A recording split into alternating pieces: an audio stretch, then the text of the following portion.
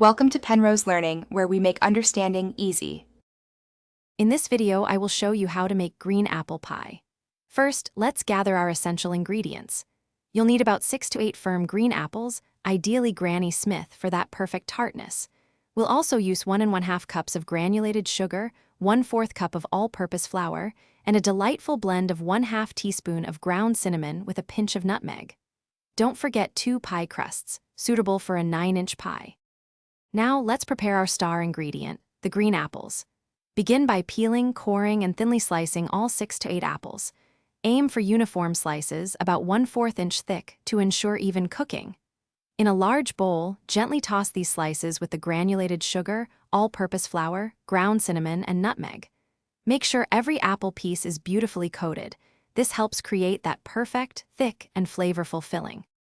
With our filling ready, it's time to assemble the pie. Carefully line your 9-inch pie dish with one of the pie crusts, pressing it gently into place and trimming any overhang. Now, spoon the apple filling into the crust, mounding it slightly in the center.